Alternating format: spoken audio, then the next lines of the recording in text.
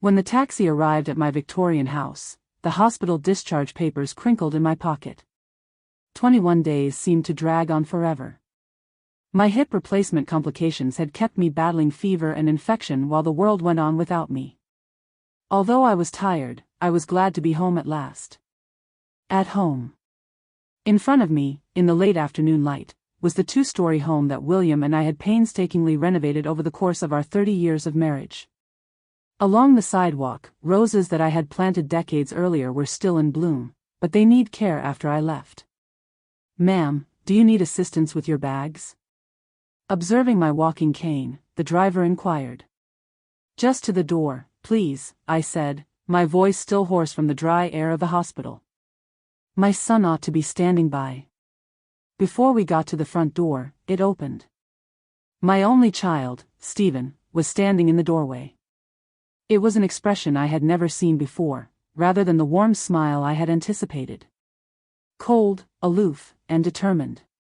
"Mom." His face and voice matched. Formal and detached.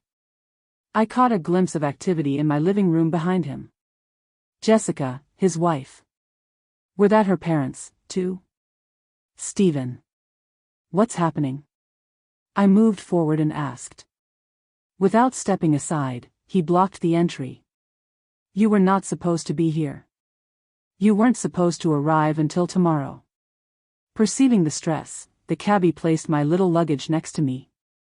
With a sudden yearning that he might stay, I swiftly paid him. As the taxi drew away, Stephen added, "There's no easy way to say this. While you were in the hospital, things changed. You no longer own the house." I felt a shiver that was unrelated to my body's recuperation. "What are you discussing?" "We have plans." The parents of Jessica had to leave Seattle.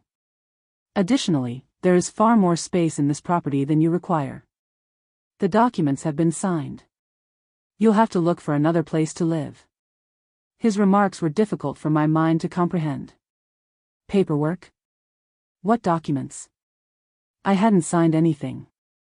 This is absurd, Stephen. Allow me to enter my house immediately. I leaned heavily on my cane as I took another stride forward. Jessica showed up next to him this time, her blonde hair combed to perfection, and she was wearing what I knew to be my own emerald earrings. William's 25th anniversary present. "Martha." With that fake sweetness I'd come to know over the years, she said. "Your private belongings have been packaged by us. They're in the garage in boxes. Wherever you are staying, we can deliver them." Howard and Patricia Thompson, Jessica's parents, appeared behind them. Over the years, I had only met them a few times. I had always thought Howard was a haughty, tall, distinguished man with silver hair. Patricia's incessantly critical face had never concealed her contempt for my small house. She now stood in the same house as though she owned it. With no apologies, Howard said, "I'm sorry it came to this." However, Stephen was very explicit about the agreements. "The house has been lawfully transferred." "In a legal sense?" I sputtered. "That isn't feasible. I didn't ever sign anything." Stephen's expression grew stern. "Power of attorney. Do you recall the documents you signed prior to your procedure? For medical judgments?" It also addressed financial issues. The insight struck me like a blow to the body. I'd signed documents. I was nervous about my impending operation until my own kid showed me a stack of documents. I hadn't even gone past the first page, and I had fully trusted him. "I was duped by you." The words sounded empty, insufficient to convey the depth of this betrayal. Jessica interrupted, "We're doing what's best for everyone. You can't keep up this house by yourself. In any case, Stephen has been handling it for years." "A firm, don't come here again," said Stephen. "Your belongings will be delivered by us. The choice is final." I leaned on my cane as I stood there, staring at the guy whose college degree I had paid for by working overtime, the son I had nurtured, the young kid I had read goodnight stories to, and the adolescent I had trained to drive. My son's face is now being worn by a stranger. "This is against the law," I muttered. "You are aware of it." It's done, he said icily. Don't make things more difficult than they have to be. At that moment, something inside of me broke. But not into tears or begging as they had anticipated. Rather, I had a chilly clarity and a crystallization of purpose that I hadn't experienced since managing banking compliance. I turned away and answered simply, enjoy it then. Savor every moment. It was nearly worth the destruction to see their bewildered expressions when I left them in peace. Nearly. I took out my phone as I hobbled back to the cab I had shrewdly asked to wait. Not to dial 911. Not quite yet. Later on, that would happen. On my own schedule. According to my own terms. Rather, I sent Diane Anderson a single text message. Plan B. Right now. When I got home from the hospital after 21 days of fighting for my life, I discovered that my own kid had betrayed me in the most worst way. As my frail body continued to be supported by my walking cane, I had to confront the harsh truth that he and his wife had donated my beloved's house to her parents. They are unaware that my peaceful, enjoy it attitude was not a sign of surrender. That was when my counterattack started. The impersonal yet tidy hotel room in downtown Portland served as a makeshift haven while I collected my courage and intelligence. I sat on the side of the bed and stared at my phone, my hands still shaking. Diane had answered right away. On it. Be careful. Coming to you. Since our undergraduate days, Diane Anderson and I had been friends for 40 years. While I had developed my career in banking compliance, she had grown into a powerful lawyer. Because of our mutual professional paranoia, she had assisted me in organizing my affairs with a thoroughness after William's death. She had suggested having a backup plan at all times, particularly when dealing with family funds. I thought she was being too careful at the moment. Her vision now seems almost prophetic. When she arrived, there was a gentle knock on the door. With her silver-streaked hair tucked back in her signature bun, Diane looked flawless in her fitted suit, even though it was late. But her face was one of sheer rage. She muttered, "Those complete vultures," and carefully embraced me while keeping in mind that my body was still recovering. "Are you okay? Emotionally or physically?" I tried to smile, but it fell short of my eyes. Both. With practiced speed, she placed her briefcase on the desk and started unpacking files. "Well, at least I'm standing." I sank back into the bed for the rest. I keep thinking this is going to be some infection-induced nightmare when I wake up. A brief softening of Diane's look was followed by the resumption of her professional mask. "I've begun the procedure already.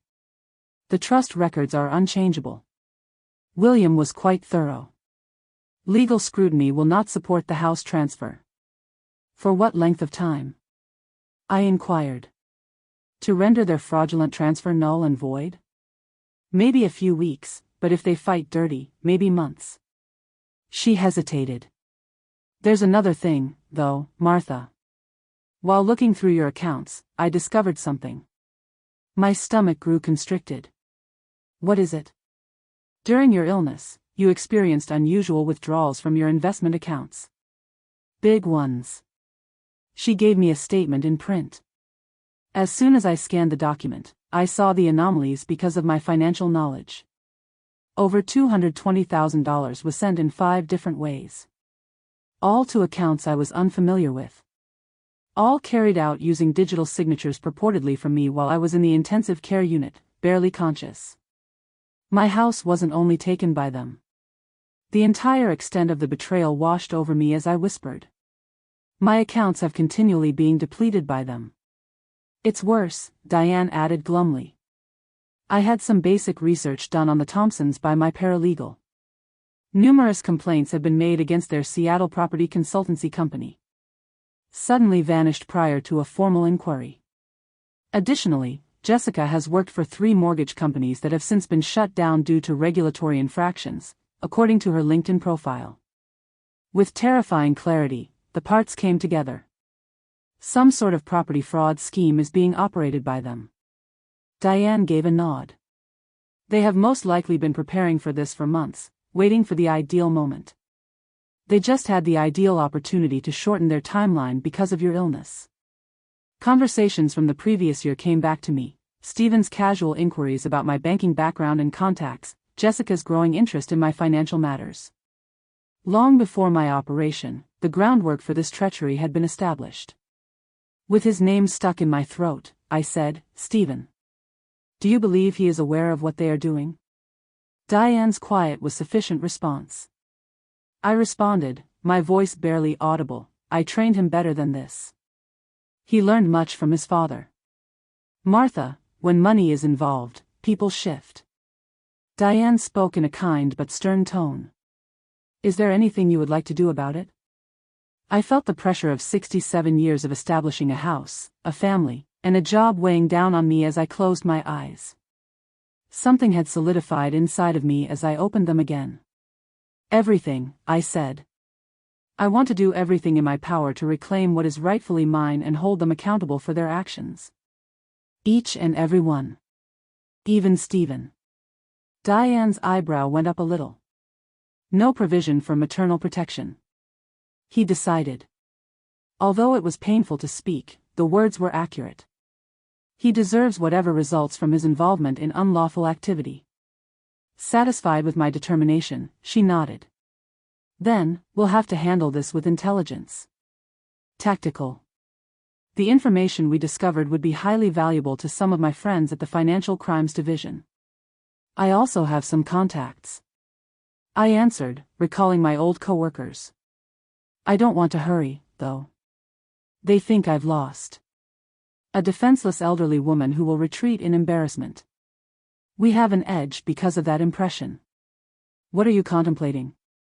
I grabbed a tiny black notebook from my purse, which was my lifesaver when I worked in banking. "We start by documenting everything.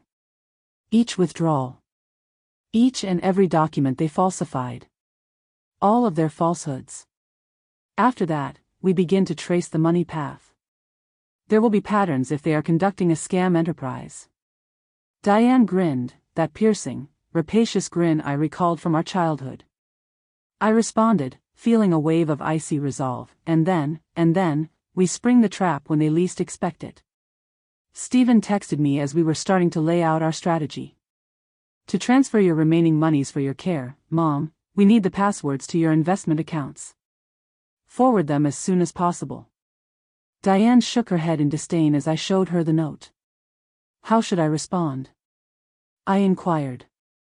"Not yet. Let them ponder. Let them worry." I put the phone down and nodded. The former Martha might have answered right away, keen to make amends. That Martha had been abandoned at the door of my stolen house, but to keep the peace at all costs.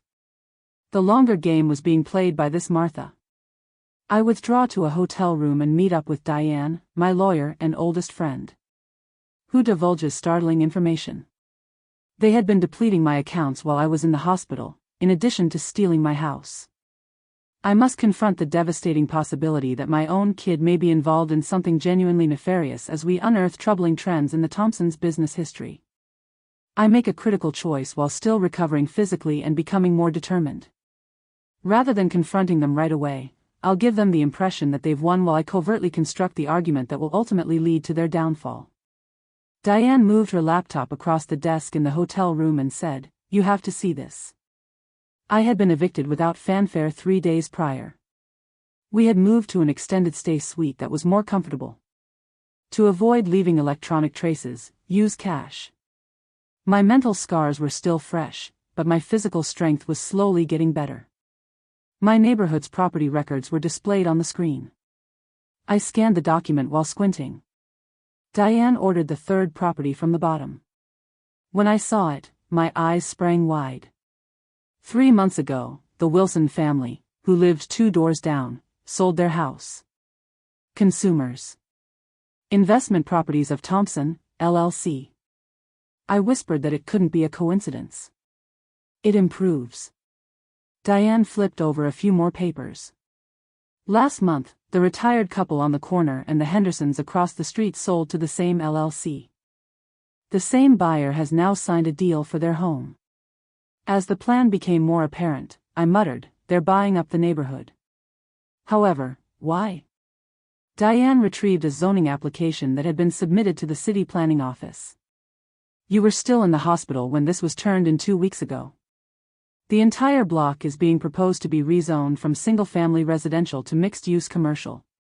The ramifications struck me like a force of nature. My neighborhood was located just outside the quickly growing Pearl District in Portland. The value of the properties would increase dramatically with commercial zoning. I answered, they're using my house as headquarters while they buy the properties around here. Everything is coming together. The property values treble once they have enough influence over the block to compel the rezoning. Based on current market rates, we're talking about a possible profit of at least $15 to $20 million, Diane concluded. I was able to understand the scope of the scheme right away thanks to my banking background. However, the initial purchases would require a substantial amount of funds. From where does that originate? Diane's face grew serious. That's when it becomes problematic. I had a friend who works as an investigator extract some documents. In Seattle, the Thompsons follow a pattern. They locate property owners who are at risk, usually the elderly or those who are struggling financially. Then take possession of their properties through predatory loan techniques. I mentioned mortgage fraud, a phrase I was familiar with from my time working in finance. That's right. Their refinance offers look too good to be true. Manipulate property values with fabricated appraisals, then set up the loans to collapse. They jump in and buy the homes for a fraction of their value when the owners default. I considered my neighbors, many of whom were elderly and lived in houses they had owned for many years on fixed incomes. Ideal goals. What about my accounts? The funds that they have been sending? First capital, probably. To make the initial purchases and pay for expenses until the scheme is profitable, they require capital. A handy source was your investing portfolio. My breath caught at its planned harshness. Not only did they take my house and money, but they also used them to victimize everyone in my neighborhood, even those who had come to William's funeral and fed me when I was first bereaved. How about Stephen? The question that had been bothering me was asked. To what extent is he involved? Diane opened another file after hesitating. This was captured at Seattle First National Bank 3 weeks ago. According to the security camera footage, Stephen and Jessica went together into the bank and met with a loan officer. 2 days after my surgery, when I was under a lot of sedation in the intensive care unit, the time stamp indicated. I recognized the bank where I kept vital documents and realized that they had utilized the power of attorney to enter my safe deposit box.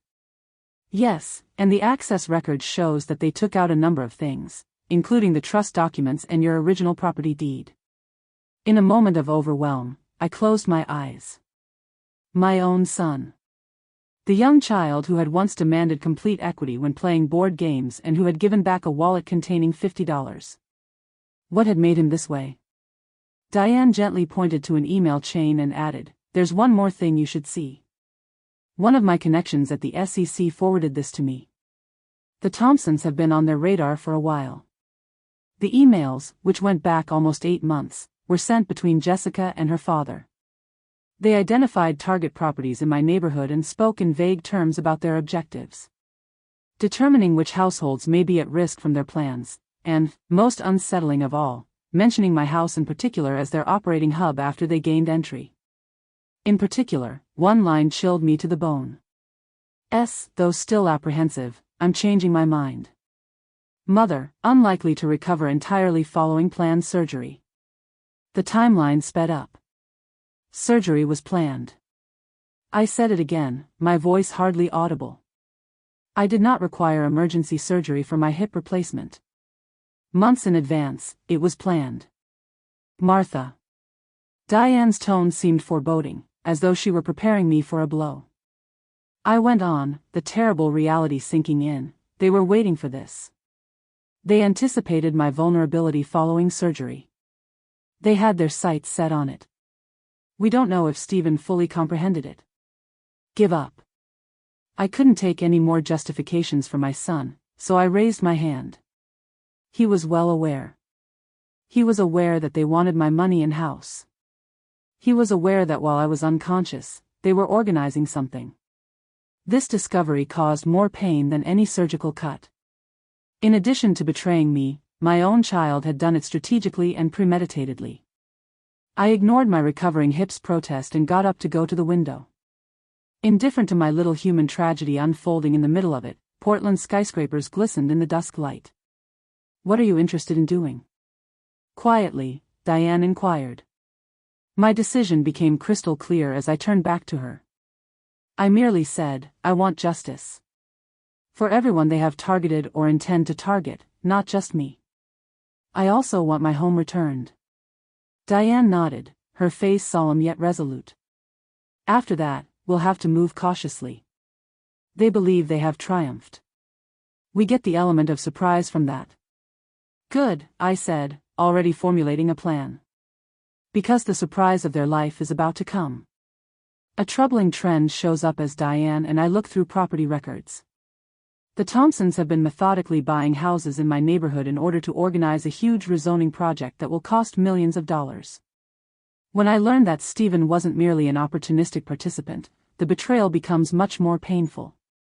He was aware of their intentions months in advance, and they may have even planned their takeover to coincide with my planned surgery. My determination becomes more determined as my neighborhood and former neighbors are now in danger due to their fraudulent ploy. Regaining my house is no longer the only goal of this. The goal is to thwart a complex fraud scheme before it affects more susceptible individuals. And the person who knows how to do it is me. "Martha. Are you certain about this?" As Diane watched me put on cosmetics in the hotel bathroom mirror, her voice was worried. "Your hip is still recovering." With a firm hand, I applied lipstick carefully, responding, "I felt helpless for 21 days in that hospital bed. I'm beyond being powerless." My eviction had been 1 week ago. Diane and I had developed a thorough understanding of the Thompsons' business throughout that period. A trail of financial victims had been left by their Seattle business. Elderly homeowners who had lost everything as a result of fraudulent paperwork and unscrupulous contracts. They were now using my house as their base of operations to replicate the same plan in Portland. I checked my appearance one last time and reminded her that the moment had to be precise. The understated jewelry and sophisticated gray pantsuit gave off the ideal vibe. I was the seasoned banking professional I had been for decades, not a defeated old woman. "Agents Reeves and Callahan are standing by," Diane verified. "Only when we give the signal will they move." We brought our findings to the FBI's Financial Crimes Unit after learning the full scope of the fraud enterprise. Without the insider knowledge we now offered, the agents had been constructing a case against the Thompsons for months. We had made an agreement. I would receive priority consideration in regaining my assets in exchange for them delaying arrests until we had more solid proof. I reiterated the main tenets of our plan, saying, "Remember, we need documented proof that they're using my identity and financial information. Forged signatures, bank access, and overt admission of the scam. They may say I freely moved everything if I didn't have those." Diane checked her watch and nodded.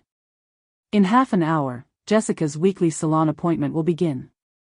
At least 2 hours will pass before she returns. Patricia and Howard are across town at a real estate showing. Stephen, too." According to his calendar, he was at work until 5 o'clock. Excellent. My son's consistent routine, something I'd always thought delightful, was now a tactical advantage. I centered myself by taking a deep breath. "Come on." I was dropped off 2 blocks from my house by the taxi. I used my cane more to give the impression that I was weak than to provide real support as I walked slowly. As usual, the neighborhood had the same appearance. Well-kept lawns, old houses, and the enormous oak tree where Stephen used to have a treehouse. But knowing what was going on beneath the surface made everything feel different. I observed minor differences as I got closer to my residence. The generic landscaping had taken the place of the roses I had been caring for years. William and I had refurbished some porch furniture, but everything was gone. The change has already started, wiping out the mark of our family. I avoided going to the front door. Rather, I went around to the side door, the one that led to the kitchen but which I had neglected to lock in my haste to get to the hospital. For years, our family had kept it a secret. Stephen used it as a teenager to sneak in beyond curfew, assuming I never knew. In the lock, the key turned effortlessly. I heard strange noises from my study as I silently entered. I stopped outside the half-open door and followed the sound. The Wilson shutdown is scheduled on Friday. A male voice said. I knew it was Howard Thompson. After that is finished, we will have 40% of the block under our control. How about the Henderson estate? One more voice. Not familiar. Most likely an acquaintance of theirs. Already done. Clean as a whistle, we obtained the financing using the Wilson woman's banking credentials. My hand gripped my cane more tightly. We had to demonstrate that they were enabling their frauds by utilizing my credentials and banking repute.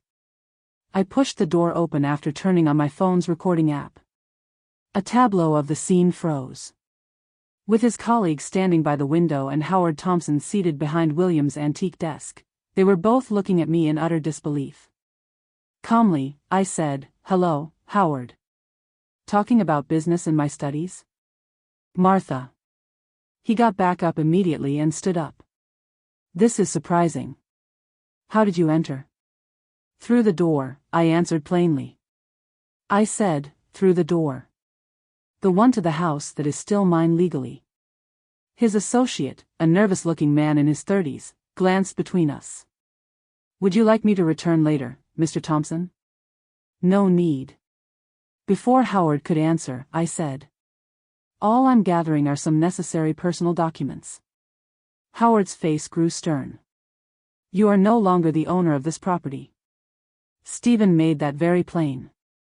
As you have been explicit about your ambitions, utilizing my banking credentials for your financing arrangements, I concurred that he was, indeed, heading toward the filing cabinet in the corner." Howard's expression lost its color.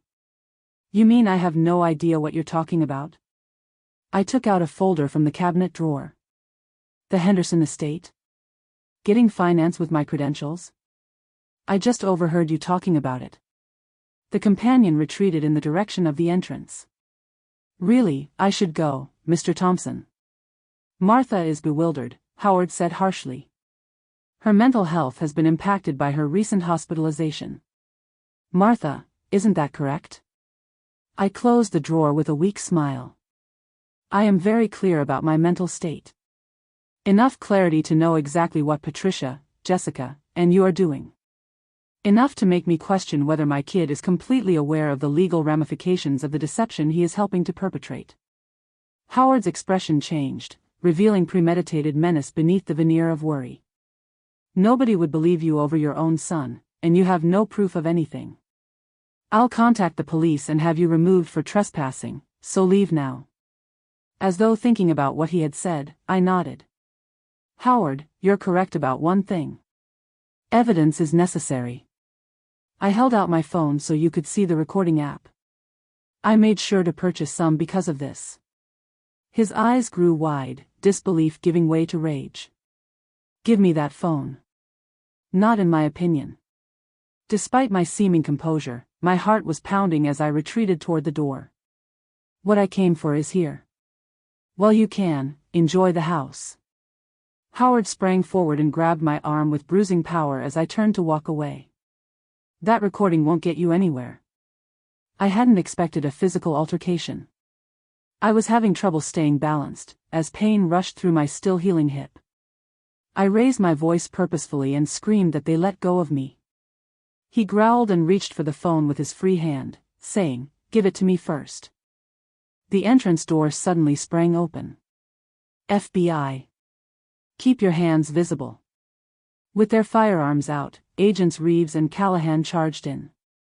Howard froze, then raised his hands and carefully let go of my arm. My phone's panic button app had activated our backup plan, and everything had gone flawlessly. "Wilson, Martha." As her companion restrained Howard, Agent Reeves came toward me. "Are you okay?" "Yes," I responded, leaning against the doorframe, "and I think I have something really intriguing for you." Taking a calculated chance, I walk back to my house while Jessica is out and utilize a side door that has been neglected to intercept Howard Thompson talking about their fraudulent activities. His initial disbelief transforms into hostile conduct when confronted, forcing our FBI contacts to step in sooner than anticipated. I have the proof we require, a recording of Howard specifically admitting to using my banking credentials in their plot, even though the altercation turned physical. I understand that this is just the first step in breaking up their enterprise as he is being taken into custody. When my son realizes what's going on and that his mother is the one responsible for the Thompsons' demise, that will be the true test. Clinical impersonality characterized the FBI field office. Utilitarian furnishings, beige walls, and a subtle paper and coffee scent. Agent Reeves handed me an extra-strength pain medication, but my hip still hurt as I sat in an interview room. Wilson, Mrs. Closing his notebook, Agent Callahan added, "Your recording is very valuable. We have enough to obtain warrants for all of the Thompson properties and company records when combined with the financial documents that you and Ms. Anderson supplied." "How about my home?" I inquired. "My accounts?" He told me that an emergency injunction had already been granted by a judge, freezing all transactions pertaining to your property. Until ownership is established legally, no one is allowed to sell it or transfer it further. I felt a wave of relief, but it was tempered by the realization that this was only the beginning. Stephen and Jessica had no idea what had happened, but the Thompsons had been arrested. "What follows?" I inquired. "This evening, we will carry out search warrants at your home," Reeves said. "Mrs. Thompson is going to be held while she is questioned." "What about your son?" Her businesslike manner softened a bit as she hesitated. "We'll need to ascertain his level of involvement based on your statements." Diane came in through the open door, her face gloomy but content. Just now, the initial round of warrants arrived. At the same time, they are relocating to the Thompson offices in Seattle. "We recognize that this is challenging, Mrs. Wilson," Callahan remarked thoughtfully. "I'll be at your house when we execute the warrant if you don't want to be there." I forcefully interrupted. "I live here. I want to finish this." I sat in an unmarked FBI car across the street from my house 3 hours later. The lawn where Stephen used to play as a kid was covered in long shadows as the afternoon sun faded. In the driveway was Jessica's vehicle.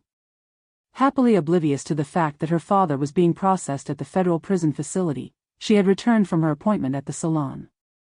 While listening to reports through her headset, Reeves whispered softly from the driver's seat, "They're in position. Mrs. Thompson Wilson and your son are confirmed inside." He got home early. My heart became constricted. It wasn't expected that Stephen would be home yet. I had intended to avoid exposing him to the impending public spectacle. Had even made arrangements for him to be contacted individually at his workplace. Now, he and his wife would bear the brunt of the raid. "Do you really want to see this?" Diane covered my hand and requested from next to me. A caravan of cars, including 3 unmarked sedans and a big tactical van, pulled onto the street before I could respond. Agents, some of whom wore the recognizable FBI windbreakers, emerged in coordinated movements as they came to a stop in front of my residence. "Federal officers. A warrant is in our possession." As they got closer to the front door, the comments reverberated loudly across the peaceful neighborhood. The door opened after a moment, but I couldn't hear the answer from within. I could make out Jessica standing in the doorway, her face shifting from bewilderment to surprise. Stephen emerged behind her, shifting to stand guard next to his wife. Reeves responded, "It's time," and opened her door. "Please stay behind us." Neighbors from nearby homes came out as we crossed the street, attracted by the noise. I sensed their interested, worried looks. Perhaps some were gleefully scandalized by the drama that was playing out. The first person to notice me coming up behind the agents was Jessica. Her carefully cultivated poise fell apart. With a frantic voice, she spat, "You. Did you do this?" When Stephen saw that I was with the federal officers and not being brought in for interrogation like them, his expression changed from one of bewilderment to one of growing terror. "Mom?" His voice cracked a little. "What's going on?" Agent Callahan formally said, "Your mother has provided evidence of extensive financial fraud being perpetrated by the Thompson family. We are authorized to examine these locations and confiscate all pertinent electronic devices and documents. Is it fraud? Stephen reiterated, appearing truly perplexed. What is the fraud? This is absurd. Is it? I moved forward, tapping the walkway with my cane in a rhythmic manner. Howard made it clear this morning that he had obtained false finance using my banking credentials. In my home and study, Jessica's face was devoid of color. Were you present? I just said, how did you, the side door. Jessica, there are some things about this place that you never bothered to find out. For example, it is technically part of a trust that my late husband set up, and it cannot be transferred without the consent of all trustees, including Diane, who never signed anything. Stephen's attitude grew more desperate as he glanced between his wife and me. There's a miscommunication, Mom. In an attempt to assist you, we stole my house, depleted my bank accounts, and put your in-laws in charge of their real estate business by taking advantage of my financial standing. Despite the anguish swirling underneath, my voice stayed firm. Stephen, it isn't helpful. That is deception. It's theft. We need you to accompany us for interrogation, Mrs. Thompson-Wilson, Reeves said, pointing to one of the cars. Jessica's astonishment gave way to measured calm. I want my lawyer here. Without representation, I won't say anything. Callahan recognized and turned to Stephen, that's your right. We'll have to talk to you too, Mr. Wilson. With a hollow voice, Stephen answered, I don't understand. What have you done, Mom? The question hit me like a punch to the gut since it was so blatantly illogical and showed how incapable he was of admitting his own guilt. What did I do? I said it again, looking him in the eye. I've shielded myself and other people from those who think they can take anything they want without facing any repercussions. Stephen, I taught you better than this. You learned better from your father. Jessica looked back with surprising ferocity as agents started guiding her to a waiting car. Do you believe you have one? You're not aware of the situation you're in when my father's lawyers become involved. Calmly, I interrupted, your father is already in custody. Just like your mom. Your Seattle offices are being searched by the FBI right now. Jessica, it's over. As they firmly led her to the car, her face twisted in anger. Stephen stayed out on the porch, gazing in shock and amazement as more agents came into our house with tools for gathering evidence. Mom. As I turned to follow Diane back to our car, he remarked softly. I had no idea what they had planned. You must trust me. I stopped and looked at the youngster I had reared, looking for the truth in his eyes. I admitted that perhaps you didn't know everything. However, Stephen, you were aware enough. And you still picked them over me. His voice broke as he called after me as I turned to leave. Where do I go at this point? I didn't go back. It was the same question I had been asked when he had kicked me out of my own house. I understood the symmetry, but unlike my son, I didn't find any comfort in his anguish. Just a deep sorrow for what we had both lost. I was discovering that certain betrayals create scars too deep to be easily healed. I stand across the street, feeling both vindicated and heartbroken as FBI officers raid my house, detaining Jessica and questioning Stephen. When my son discovers that I planned their demise, his initial look of bewilderment swiftly gives way to desperate denial as he asserts that he was unaware of their plot. While a part of me hurts at Stephen's pleading query, Jessica's facade of calm finally breaks, exposing the cunning criminal behind. Where do I go at this point? I understand the poetic justice. He is going through exactly what he caused me to go through. Some lessons cost me dearly, but I will soon reclaim them as I leave the house. I am aware that this encounter was only the beginning of a more extensive path for justice and, eventually, healing. Martha, you ought to eat something. Across the desk in the hotel room that had been our temporary office, Diane shoved a container of soup in my direction. It had been 3 days since the FBI raid. 3 days of testimony, evidence evaluations, and court cases left little time for dealing with the emotional fallout from what had transpired. As I went through the most recent set of papers Diane had brought from her office, I answered, I'm not hungry. You haven't eaten in days, she insisted. Your body is still recovering. You must be strong. Knowing she was correct, I let out a sigh. The physical strain and stress had taken their toll. I took a taste of the chicken soup after reluctantly opening the jar. Better. Diane gave a contented nod. We should now talk about tomorrow's meeting.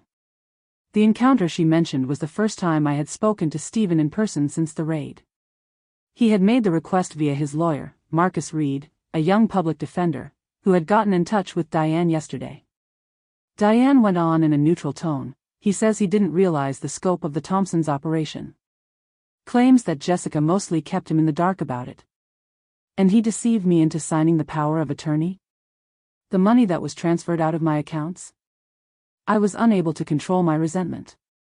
Was he also unaware of those? Diane's face grew softer. Martha, I'm not standing up for him. I'm simply repeating what his lawyer said. With my appetite gone once more, I put down the soup spoon. Mr. Reed, what else did you say? Stephen wishes to assist the investigation in every way possible. In return for consideration in his own case, he has volunteered to give full testimony regarding Jessica and her parents. He is betraying them. I shouldn't have been astonished by the realization, yet for some reason I was. The Stephen the First believed to know had always been fiercely devoted. It was self-preservation, Diane said. There is an overwhelming amount of evidence against the Thompsons. It's a wise legal move on his part. What is it that he wants from me? I thought I already knew, but I asked. Formally? Nothing. The purpose of the meeting is allegedly to just give his perspective. It was obvious from Diane's doubtful tone that she didn't think this was the whole story. Informally? He probably wants you to talk to the prosecutors on his behalf. A mother's request for forgiveness may be taken seriously. I closed my eyes, suddenly feeling completely worn out. My chest tightened terribly at the notion of confronting Stephen and listening to his justifications and explanations. Diane gently reminded me that you don't have to meet with him. Right now, you owe him nothing. I know, I answered. But Diane, I need answers. I need to know how my youngster developed the ability to do this. The interview room in the federal building was sterile. Uncomfortable chairs, a metal table, and a big mirror that probably disguised an observation room. Diane and I were sitting next to each other, our hands folded on the table to conceal their small tremble. I hardly recognized the man who came in when the door opened. Stephen, my self-assured, well-groomed kid, appeared disheveled. He was wearing rumpled khakis and a simple button-down shirt instead of his regular professional suit. He hadn't shaved in days, judging by the shadowed stubble on his face. He sat down opposite me and whispered, "Mom," in a raspy voice. Beside him sat his lawyer, a somber-looking young man with wire-rimmed glasses. I acknowledged Stephen, trying to maintain a calm tone of speech. We were both unsure of how to start this impossible topic, so there was an awkward silence between us. Marcus Reed finally spoke, "Mrs. Wilson. My client has asked for this meeting to clarify some aspects of the matter that he feels have been misinterpreted." I said, "I'm listening." I looked at Stephen instead of his lawyer. Stephen cleared his throat. "I want to start by saying that I never meant for things to go this bad. When Jessica and I first talked about her parents moving to Portland, it was only meant to be a short-term solution until they were able to find housing of their own. What about the power of attorney?" When he paused, I asked. "Before my surgery, you deceived me into signing that one?" He was graceful enough to appear embarrassed. "Jessica came up with the idea. It was merely a precaution," she explained, "in case decisions had to be taken while you were recuperating. However, you drained my accounts and transferred my house using it." "The accounts?" He paused, looking at his lawyer, who gave him a small nod. "It was just Howard and Jessica. They informed me that they were transferring part of your retirement assets to safer investments. I was unaware that they were truly stealing." I looked into his eyes, trying to see the truth there. There was definitely desperation there. Fear. But was it just regret at being caught, or was there true remorse? "What about the house?" I pushed. I was told directly by you that I couldn't return home. You told me that the house your father and I constructed was no longer mine as you stood in the doorway. He looked down at the table. I was persuaded by Jessica that it was best. She said that you would be happy in a senior community and that the house was too much for you to handle. I considered. He took a deep swallow. I believed we were assisting you. By abandoning me with only my clothing on my back? By putting boxes in the garage with my personal belongings? My composure started to crumble. Stephen, it isn't helpful. It's cruel. I understand, he muttered. Now I am aware of that. What were they carrying? The question that had been bothering me for days was asked abruptly. What influence did Jessica's parents have on you to betray your own mother in this manner? Stephen's head jerked up, his expression showing surprise. And his lawyer shifted uneasily. Mrs. Wilson, Reed said. We ought to concentrate on. Stephen cut me off. She is entitled to know. He inhaled deeply. I lost a significant portion of our retirement fund and our savings 3 years ago as a result of some poor investments. Before Jessica found out, I was desperate to get it back. Howard said he had guaranteed investment prospects and offered to help. I assumed he loaned you money. Stephen gave a pitiful nod. Initially, things got more complicated. I participated in their business endeavors and signed documents without completely comprehending what they were. I was already involved in a number of their schemes by the time I noticed what was going on. Diane noted that they had leverage over you. I was their property. Stephen gave a sour correction. Jessica made it plain that her father would make sure I was held accountable for everything if I didn't comply with their plans.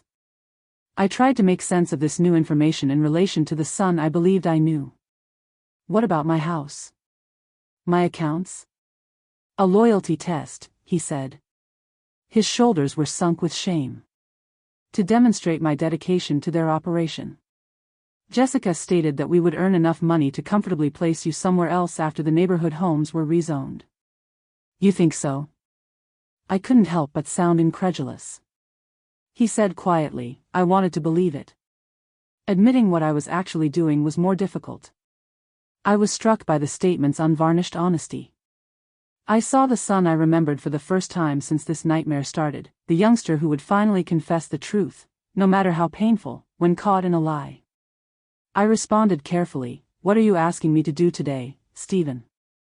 For the first time, he looked me in the eyes. Nothing, Mom.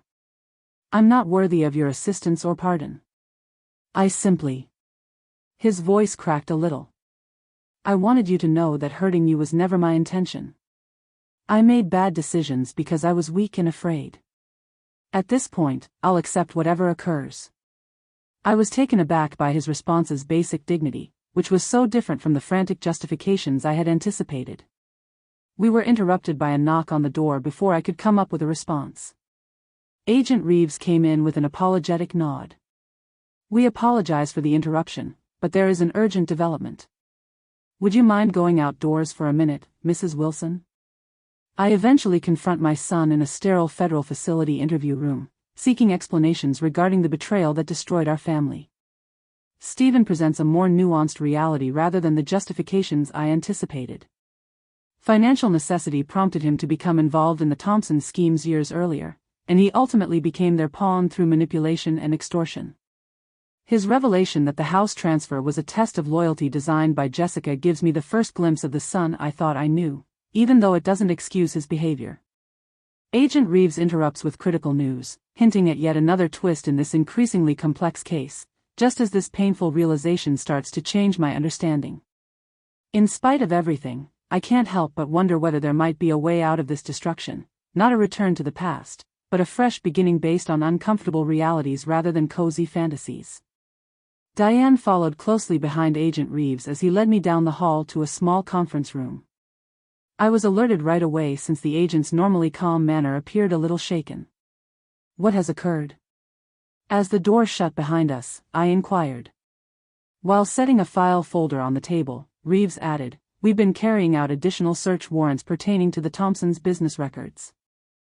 Something you must see was found by a Seattle crew. She carefully placed a few of the photos she had taken out of the folder in front of me.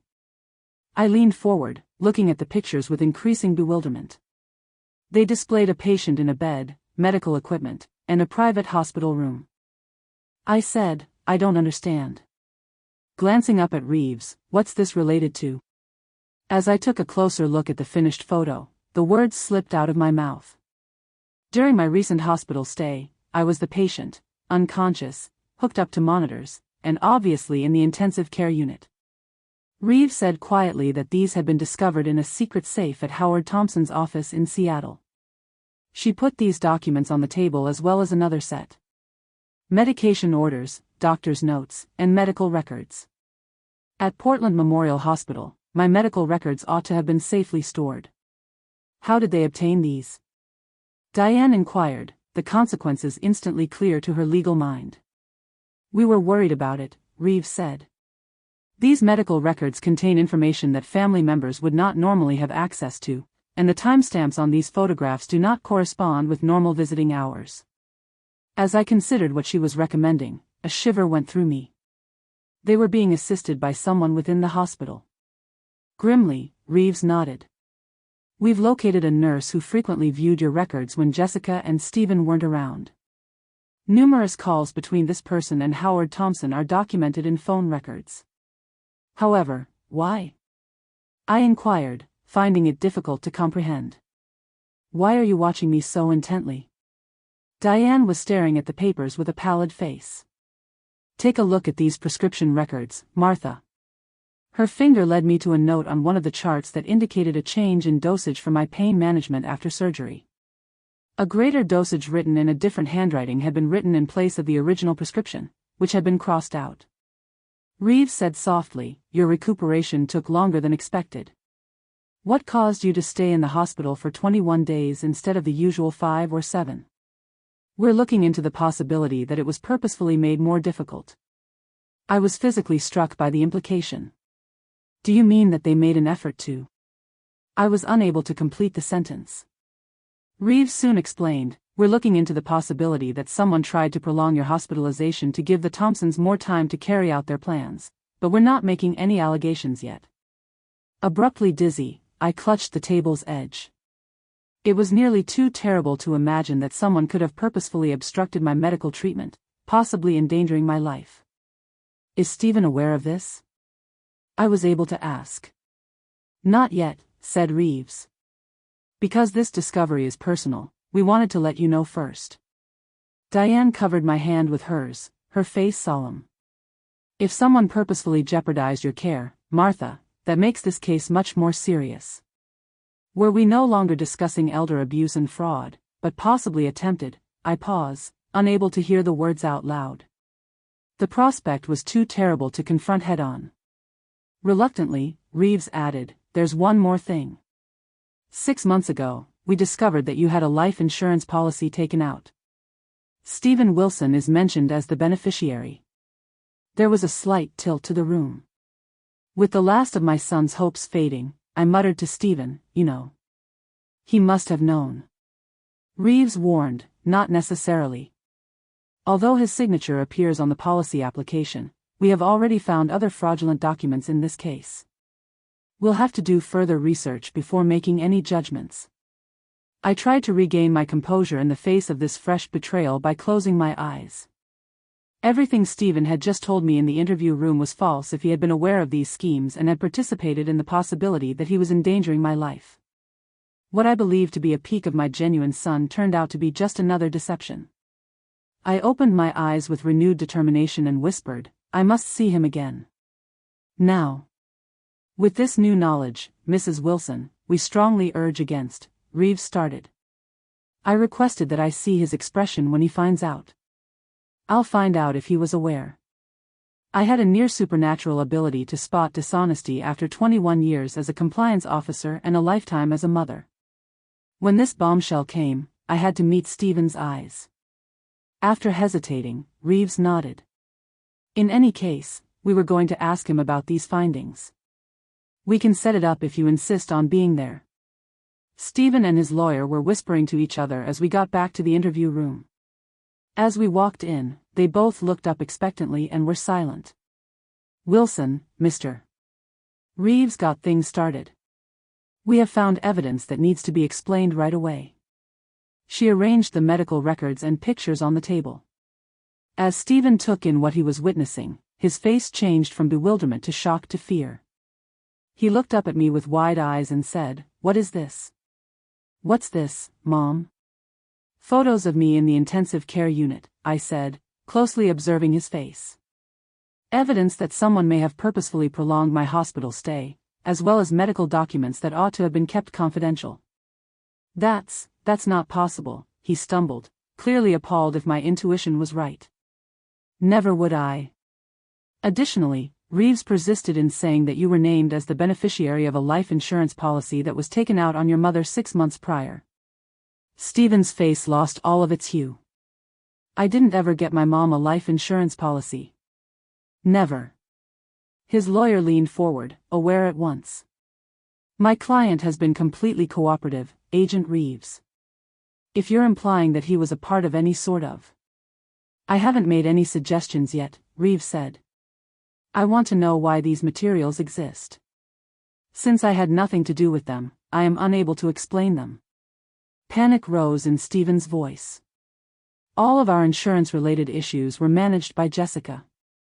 We were revising our own policies," she remarked. "I signed everything she presented to me." His eyes were filled with unadulterated terror at what had been done, not only fear of the repercussions. Revealed more to me than words could. I didn't think my kid had intentionally taken part in a scheme that could have put my life in jeopardy, even though he had been weak, stupid, and morally tainted. "Stephen, do you understand what this means?" Quietly, I asked. "Perhaps your wife and her parents were plotting something much more sinister than robbing me of my home." His shoulders were starting to tremble as he put his hands over his face. "Oh God," he muttered. "What did I do? What have I permitted to occur?" I experienced an unanticipated surge of sympathy when I saw my son face the full extent of his wife's treachery. Stephen was a victim of the Thompsons' manipulation, but he had also made bad decisions and deceived me in ways that might not be forgiven. A pawn in a much darker game than he himself had understood. Stephen looked up at Reeves with renewed resolve and said abruptly, "I need to amend my statement.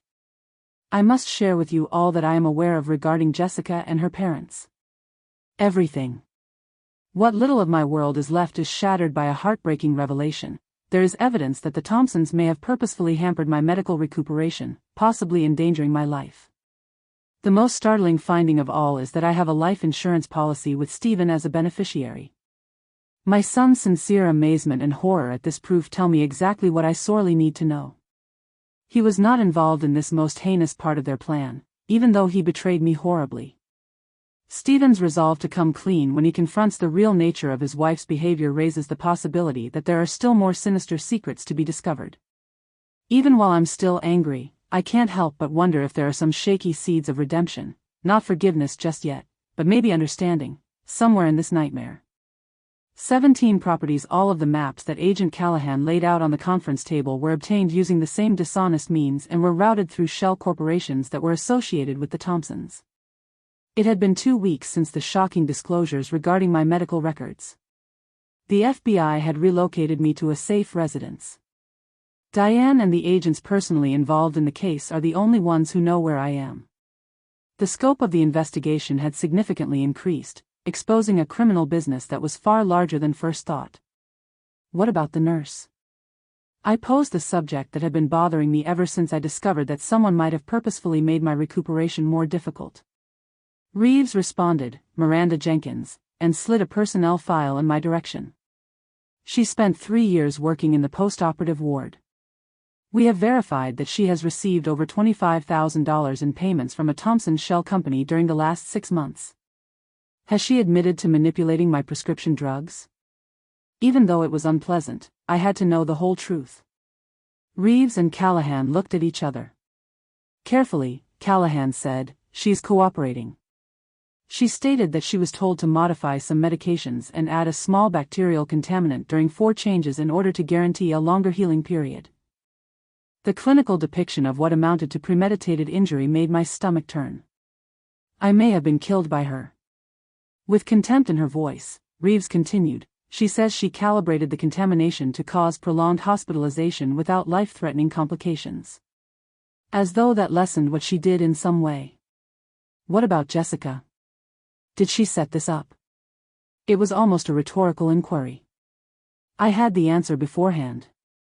Jenkins was first contacted by Howard Thompson, Callahan confirmed. However, there is evidence that Jessica planned the details. Detailed inquiries concerning your treatment plan, medication schedule, and anticipated discharge dates are among the text messages that were found on her phone. I closed my eyes for a moment, still finding it difficult to comprehend the deliberate brutality of it all. My own daughter-in-law purposefully prolonged my suffering in order to build time for their plan. What about Stephen's participation? The question I couldn't bring myself to ask was asked by Diane. There was no indication that he knew about the medical tampering, Reeves added. He has been very cooperative, and we think that he is sincere. His testimony is seen by the prosecutor as essential to establishing the case against the Thompsons. So, a little mercy. My kid hadn't planned to hurt me physically, but he had betrayed me. Although it didn't take away from the hurt caused by his acts, the distinction felt significant. Callahan slid a file folder in my direction and stated, "There's something else you should see." This was taken from Jessica's personal email. There were some emails from almost 2 years ago that were sent between Jessica and her parents. They laid up a systematic strategy to seize my assets, which included separating me from other family members and friends, taking over my financial affairs gradually, and, once they had obtained legal authority over everything, moving me into long-term care. As I read the cold-blooded scheming, my palms trembled. Long before I needed hip surgery, they had been after me, seeing my impending physical deterioration as a chance to take advantage of me. My stay in the hospital had only sped up their schedule. And this is possibly the most unsettling of all, Callahan added. In front of me, he put a printed real estate listing. An upscale assisted living community in Arizona. An email that Jessica sent to her parents is included. Ideal setting for Martha after all is decided. Their memory care facility is remote, has little supervision, and takes patients without a lot of medical records. We will have total control over all correspondence and guests once she arrives. They intended to institutionalize me, essentially locking me up in a place that no one knew me in, where they might savor the rewards of their robbery and conveniently forget me. Reeves clarified that further charges will be brought in light of this evidence. Depending on how the DA interprets the medical tampering, there may be elder abuse, conspiracy, or even attempted murder. Too overwhelmed to say anything right away, I nodded. It was nearly impossible to fully understand the extent of what had been planned for me, the deliberate ruin of not only my financial stability but also my independence and self-respect. When can I return home? The question that had been on my thoughts for weeks eventually came out. Yesterday, the forensic team finished their work at your house, Callahan said. Although we advise waiting until we've verified there are no security issues, technically you may go back right now. I firmly stated, I want to go today. I need to reclaim my personal space. Diane gave my hand a firm squeeze. I'll spend the first few days with you. If more security is required, we can have it added. Reeves gave a nod. We can make that happen. But there's one more thing to talk about. She paused a little. Stephen has asked to meet with you again. He has requested to talk with you prior to his transfer to a minimum security facility pending trial. My first reaction was to say no. I wasn't sure I had the emotional fortitude for another confrontation, and the scar from his betrayal was still fresh. But I couldn't refuse this plea for some reason, maybe because I was the mother who remembered the child he had once been. When? I just asked. If that works for you, tomorrow morning, Reeves said. He will then have restricted visitor access until the court case is over. Slowly, I nodded. I'll see him. I stood on my home's porch later that afternoon. He hesitated before putting the key into the lock. The house appeared to be the same from the outside, but I knew that inside, intruders had intruded into my personal space and had planned my murder behind what should have been protected walls. Diane murmured softly next to me, "Take your time. This will undoubtedly be challenging." After taking a deep breath, I opened the door. The smell of old books and wood polish, the smell of home. Unfamiliar cleaning supplies and perfumes had been layered over the subtle lavender from sachets I put in closets. Subtle signs of the Thompsons' brief occupation were evident. The furniture has been moved around a bit. I took my valuable orchid collection out of the sunroom. In the main area, new drapes are hanging. William had always wanted to work with a view of the garden, therefore his old desk in my study has been moved to face the door instead of the window. I was more deeply offended than I anticipated by this minor altercation. Without hesitation, they had wiped out our history and our choices. Diane saw my look and reassured me that we could return things to how it was. Reclaim it as your own. I nodded as I made my way slowly around the room, noting any changes or infractions. My clothing had been taken out of the closet and replaced with Jessica's pricey designer wardrobe in the master bedroom. William had given me many pieces of jewelry over the years, but they were all gone from my plain jewelry box. Reeves had previously informed me that the FBI had retrieved the majority of your valuables from the Thompson safe deposit box. After it is processed as evidence, it will be given back. It was somewhat consoling to know that outsiders had handled those private mementos of my marriage and had determined their monetary worth instead of their emotive worth. In the kitchen, sleek, contemporary cookbooks that were obviously never used had taken the place of my collection of handwritten recipe cards, including the priceless originals from my mother and grandmother. It felt like a personal slight. More profound than the cash robbery was the erasing of family history. A peculiar calm descended upon me as I finished assessing the damage. Even if this house and its belongings had been violated, they still belonged to me. I had reclaimed what had been taken, fought back, and lived. The Thompsons had misjudged my fortitude, my wealth, and my will. I turned to Diane and decided to stay. In my house tonight. Are you certain? With anxiety, she inquired. Tomorrow, we may start over. With renewed conviction in my voice, I answered, I'm sure. I'm not allowed to spend another night away from my own house because of them. William and I planted the garden together decades ago, and as dusk approached, I sat with a cup of tea on my back porch and watched the sun set over it. The bones of our joint work were still there, but the hydrangeas had been neglected and the roses required pruning. More legal proceedings, another challenging meeting with Stephen, and the drawn-out process of rebuilding my life and home would all be part of tomorrow. However, I had taken back my space tonight. It was just the start. As the investigation progresses, I am forced to face the terrifying reality. Jessica and her dad had planned something much darker than simple larceny. Evidence shows they had been pursuing me for almost 2 years, planned to institutionalize me in a remote facility, and purposefully hampered my medical recuperation with a dishonest nurse. The planned brutality of what was meant for me is nearly too horrific to understand, even though Stephen seems oblivious to the most unsettling elements of their scheme. I face the difficult task of recovering not just my belongings but also my sense of security as I stand in my violated home and witness how they have wiped out any traces of my life and marriage. Before my son is moved to a facility pending trial, we will have another confrontation tomorrow. I dread this conversation, but it is necessary if I ever want to comprehend how our family fell apart so thoroughly. Fluorescent lights reflected off pastel yellow walls in a poor attempt at cheeriness, making the visitor area at the detention center brighter than I had anticipated. Wearing a standard-issue jumpsuit that draped loosely on his body, Stephen sat at a little table. His face was haggard, as he had lost weight in the weeks since his incarceration. Eyes darkened by nights of insomnia. As I sat down across from him, he replied, "Thank you for coming. This time, there isn't an attorney there." I had been assured it was his choice. "You desired to see me." I answered in a neutral tone. "I'm present." His gaze fell to his hands, which were firmly clutched on the table as he nodded. "They told me about Jessica and her parents' plans for you, as well as about the nurse." "Indeed." I waited, offering nothing more. "Mom, I vow to you. I had no idea." His voice cracked a little. I was aware that they wanted your money and your house. I never thought they would, but that was terrible enough, unforgivable.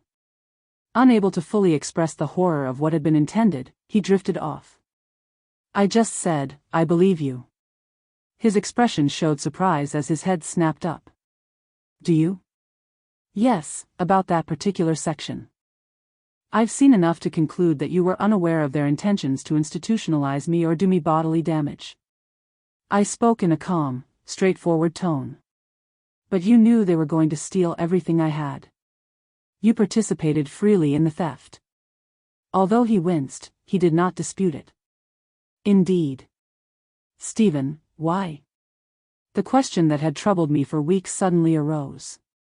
You had every advantage growing up. You learned integrity and respect for others from your father and myself.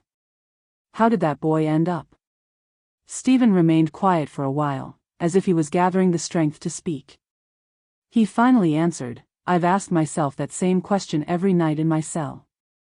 The simple explanation is that I was weak and worried about losing Jessica if I didn't comply with her requests. The hard answer, which I pressed, was that somewhere along the line, I began to feel that I deserved more than I had earned and that taking shortcuts was acceptable. I was terrified of the financial repercussions if her father discovered my involvement in their previous schemes. If it got me what I desired. Now his voice was no more than a whisper. I changed into someone my father would have been embarrassed of. My chest ached at the thought of William, who had been so proud of our kid and had such great expectations for the man he would grow up to be. I admitted that your father would be disappointed. I am, too. However, I believe that what would disappoint him the most is not that you committed mistakes, but rather that you compromised your morals in order to justify them. Stephen accepted this fact without protest and nodded. A plea agreement has been presented by the prosecutors. In return for my whole evidence against Jessica and her parents, I was given 3 years instead of 5, provided I behaved well. Do you intend to accept it? Without hesitation, he responded, yes. It's more mercy than I deserve. The repercussions hung heavy between us as we sat in quiet for a while. My son would be incarcerated for years. He had lost the life he had known forever.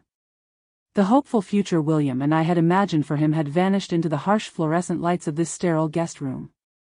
I said, veering off course, I found something in the house yesterday. In the back of your father's desk drawer, I went into my handbag and grabbed a small, faded envelope. He wrote you this letter just before he passed away. When I felt you needed it most, he requested me to give it to you. I suppose that time is now. As he accepted the envelope, Stephen's hand shook a little and he turned it over to find his name written in William's characteristic style. I had no idea this existed, he said. In the last months of his life, he penned a number of letters. The final one was this one. He handled the paper as though it could crumble under his fingers as I watched him carefully open it. As he read, I kept quiet and observed the range of emotions on his face. Sadness. Shame, followed by a sort of resolution. When he finished, he folded the letter gently and pressed it to his chest for a moment before returning it to the envelope. Thank you for bringing this, he continued, his voice firmer now. I had to hear his voice once again. He made an ambiguous gesture toward our surroundings, regardless of the situation. After that, what are you going to do? I inquired. After you've completed your sentence? He seemed surprised by the question. Maybe he hadn't let himself see that far ahead, or maybe he didn't think I would see that there was more to him than punishment. I don't know, he admitted. Naturally, my financial career is ended. My reputation. He shrugged, a motion that beautifully captured the devastation of his previous existence. You'll need to rebuild, I remarked. Not only practically, but ethically as well. That is the more difficult task. I am aware. After hesitating, he posed the query that was obviously the most pressing on his mind. Mom, would you ever be able to pardon me? I thought hard about my response. Unwilling to make false promises or use simple clichés. Stephen, forgiveness isn't a single instant. It's a process. I'm still dealing with the hurt, the betrayal, and the shock of realizing who you let yourself become at the moment. I looked him in the eye. Although I'm not sure if total forgiveness is achievable, I am aware of this. You remain my son. That biological reality remains unchanged. The decisions you make going forward will determine the direction of our partnership. Accepting this partial response with unexpected elegance, he nodded. That's reasonable. More than fair. We were almost out of time. Nearby, a guard stood alongside, prepared to lead Stephen back to his cell. He asked one last inquiry as we got up to say our goodbyes. The home? Are you going to remain there? Following all of that? Yes, I said confidently. I call it home. I will not be driven away from the life your father and I created because of what they did. Good, he whispered softly. That's what Dad would want. Despite the situation, I felt a sudden sense of closure as I watched him being brought away with his shoulders straight. Not healing, that would take a lot longer, but the start of comprehension. I may never be able to totally forgive my son for his bad decisions and betrayal. However, remnants of the child I had reared remained beneath the man who had taken part in the Thompson scam. Diane, a silent support system I had learned to rely on throughout these trying weeks, waited in her car outside the prison facility. How was it? She inquired as I settled into the passenger seat. I looked out at the fall leaves spinning across the parking lot and said, as well as could be expected. He's accepting a plea bargain. 5 years, with the possibility of cutting it to 3. And how do you feel about that? I gave the question some thought, enabling me to thoroughly analyze my emotional reaction. Sad, calm, relieved, furious, but not as much. For the most part, I understand what transpired and where we are headed. Diane understood without more explanation and nodded. As we made our way back toward my real home, which had been recaptured and was gradually being repaired, I thought back on the events of the previous few months, from the anguish of learning what had been intended for me to the fight for justice and the shock of betrayal to this precarious moment of closure. The road ahead remained complicated. For months, Jessica and her parents would be the target of legal action. It would take time to reconstruct my life and completely secure my possessions. It would take years of meticulous restoration to restore the relationship with my son, if it could be saved at all. However, I felt truly optimistic about the future for the first time since I woke up from surgery to find my world had been shattered. Not because the journey would be simple, but rather because I had found previously unknown strengths in myself. The late afternoon sun shone over my house, my home, with a golden glow that appeared to promise fresh starts amid the ends as we turned onto my street. My son eventually tells me the truth under the harsh fluorescent light of a visitation room at a detention center. He acknowledges his moral failings and how far he has deviated from the principles that his father and I instilled in him. He takes full responsibility for his involvement in stealing my funds and property, even if he seems truly appalled by the physical harm Jessica and her parents planned for me. I offer him a letter William composed before he passed away, stored for when Stephen would need it most, as a final present from his father as he approaches a plea deal that will put him in prison for years. There is no easy solution to his forgiveness query. All I can say is that the path ahead is long and unclear.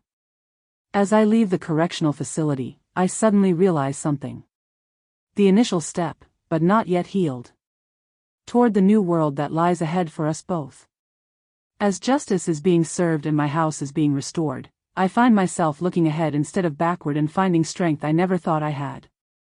Diane put a framed family portrait on my recently refurbished bookcase and said, "That's the end of it." It had been 6 months since I had confronted Stephen at the correctional facility. My home, income, and sense of security were all patiently rebuilt over the course of 6 months. It appears to be correct once more. I looked around my living room and watched. The drapes had been changed to my favorite patterns, the furniture had been put back in its correct places, and the faint traces of the Thompsons. Methodical erasure of the brief occupancy. Diane pointed to the new security system panel by the door and said, "Better than right. There has never been a safer place."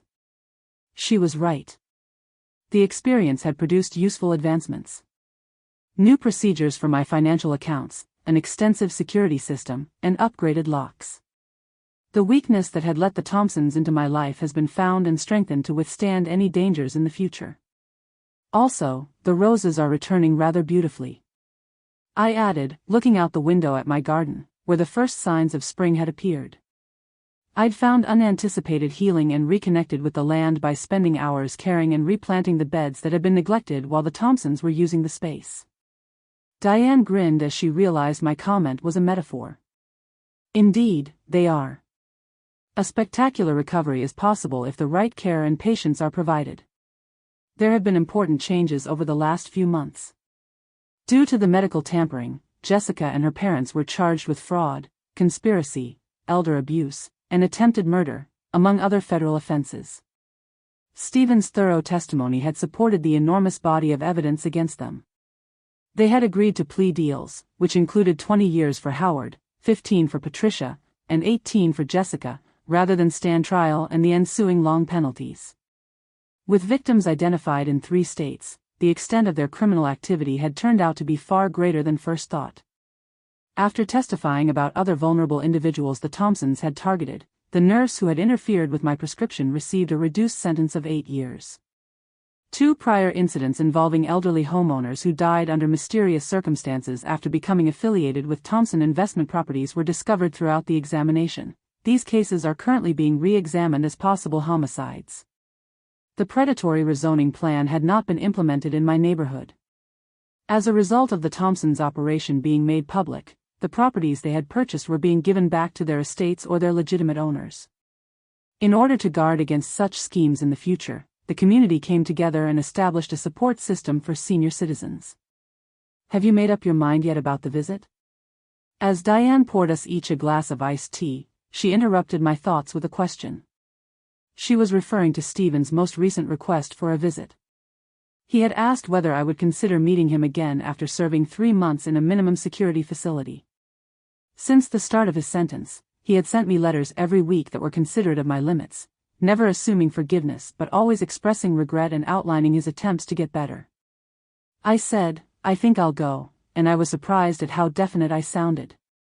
Not the following week. Maybe the week following, but I have the garden club fundraiser. Diane nodded, maintaining a deliberately neutral expression. Compared to a month ago, you appear to be more comfortable with the concept. I mentioned that last night I had a dream about William, and the recollection was very consoling. We were conversing as usual while perched on the porch swing. Something he said stuck in my mind. Erasing the wound is not the goal of healing, Martha. It's about giving the scar meaning.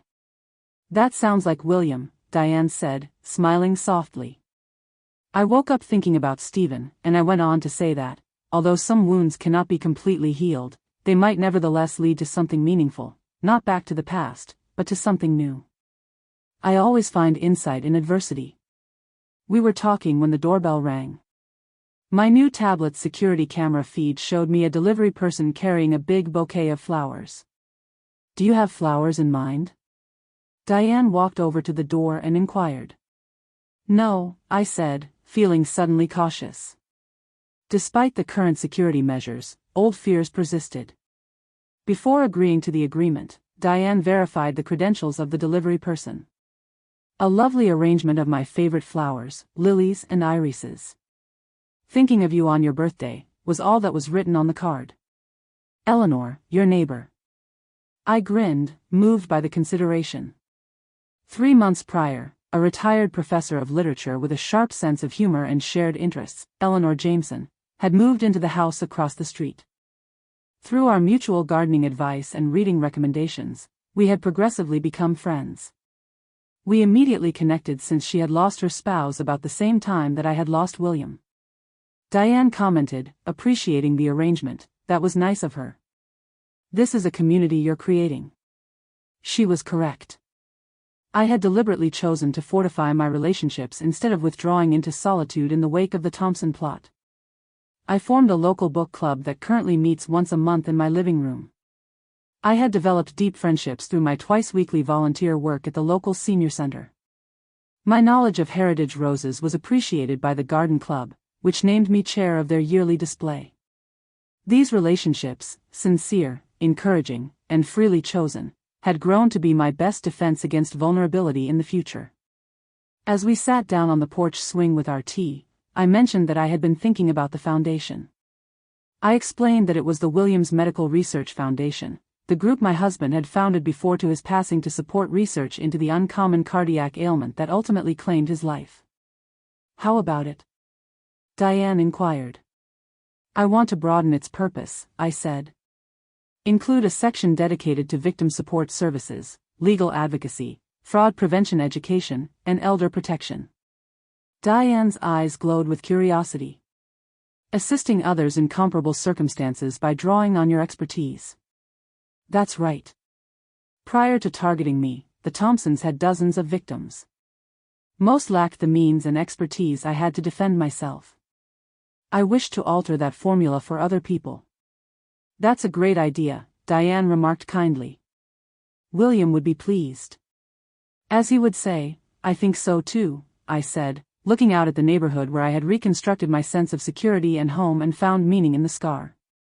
We sat in cozy calm as the afternoon turned to nightfall, listening to the sounds of community all around us as kids played on the lawns and neighbors came home from work.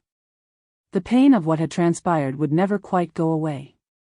Moments of increased alertness would constantly occur, echoes of treachery that suddenly reappeared. But my everyday life was no longer defined by those scars. Instead, they were a source of knowledge, heightened compassion, and a revitalized sense of purpose. Later, after Diane had left, I took a seat at William's desk, which was now facing the garden window again, and started to sketch the structure for the new section of the foundation. I had a feeling that I was coming full circle as I worked. The Thompsons had singled me out because they believed that an elderly widow was naturally weak and susceptible to abuse. For innumerable others, the foundation would turn that traumatic event into protection. There would be new difficulties tomorrow. Preparations for my eventual visit to Stephen, a meeting with the foundation board, and the continuous repair of the garden that had deteriorated while I was away. However, I approached those problems with real excitement rather than just resolve for the first time in many months. My work was interrupted when the phone rang.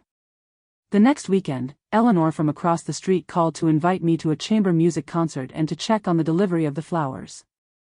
As we spoke, it became clear to me how much my life had changed in the 6 months since I had taken back my house. Something fundamental had been shattered by the betrayal, my fundamental faith in family and the natural security of familiar surroundings. However, new strengths had emerged from that shattering. New relationships and a purpose that might not have arisen otherwise.